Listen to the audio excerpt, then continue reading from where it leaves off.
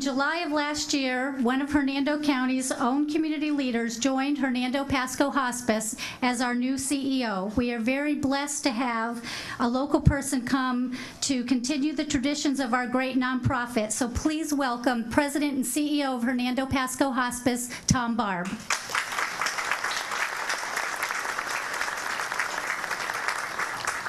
Unfortunately, I don't think they always speak that highly of me. But I really want to talk to you for a couple minutes about what hospice is, as I see it, as a newcomer, so to speak. Hospice has a special spiritual mission as well, as its goals and visions and values. And that mission is to compassionately care for people who are near to the close of their life. There's probably no bigger mission to be involved in than touching people as they face the biggest tragedies of our existence. This June, we celebrate 25 years of serving the people in the communities of Citrus, Pasco, and Hernando counties. This hospital, it's not a hospital, I'm still talking like that. This hospice care center is different than our other buildings on this campus. The one right behind you is a hospice house. That's a building where people that don't have caregivers at home, or if they have a caregiver, that caregiver is not capable of taking care of them on a 24-hour basis. So we have a place where they can be safe, and it's about as close to home as you can become. And the front building over there is our team center. Every day, about 200 nurses, social workers, chaplains, bereavement counselors, volunteers go through that building, getting their assignments for that day and going out to homes. For 85% of our patients are taken care of right in their own bedroom. And that's the way I think most of us would like it to be. Now we've got this brand new building, and this one is a care center. And what's different about that? Well, some of our patients, they have so much pain and they have so many complicated symptoms that they need something more complex than a home. And this is where we take care of them.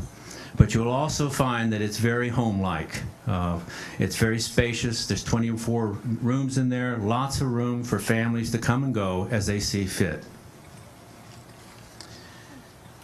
We appreciate all the generous donations from individuals and groups that have helped build this center, and we'll mention them a little later.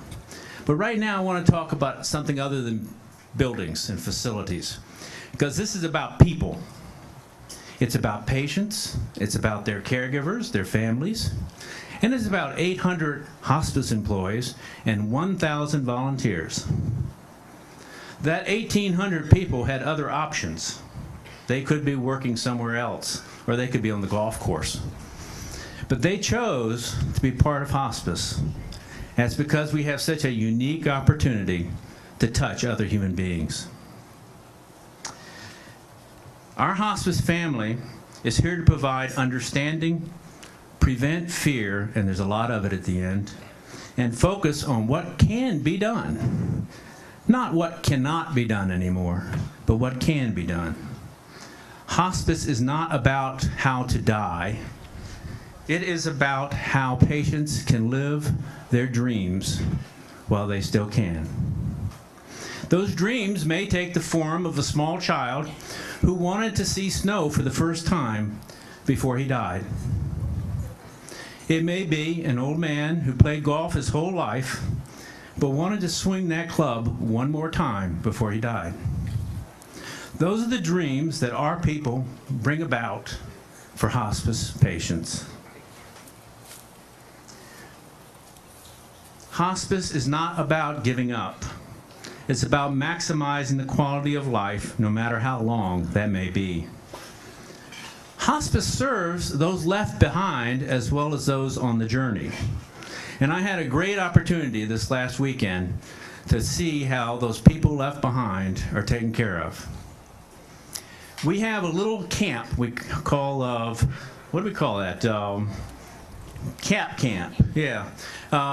Anyway, I went out there and I had no idea what to expect, But we had 70 teenagers, or 70 kids from 10 to 17 years of age, who had lost a parent, a grandparent, a close friend, a relative, sibling, somebody.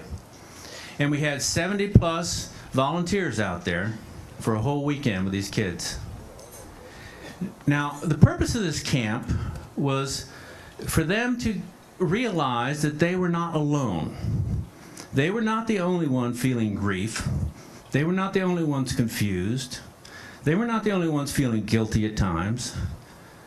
They were not the only ones scared. They had peers that were feeling the same thing. There were some tears. There was a lot more laughter.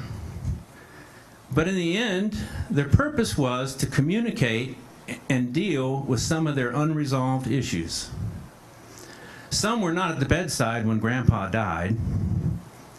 Somebody, may not have kissed their mother goodbye before she was in the wreck. All kinds of things are in these kids' minds as they worry and they want to make amends. Well, this camp gives them an opportunity to communicate. They're writing notes. They're putting them in a fire, and those notes and those words are going up to their loved ones. Balloon releases were going on. Again, communicating. Trying to resolve those issues in those kids' minds that they have not resolved up till now.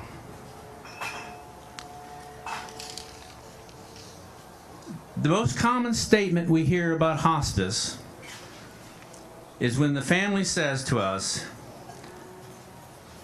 "We wish we had known more about hospice sooner." We want you to know we're here to help in any way we can. We're here to take care of patients that are near their end, and we're also here to take care of those they leave behind. I say this all the time. It's not a job in hospice, it's a mission. Thank you so much for coming.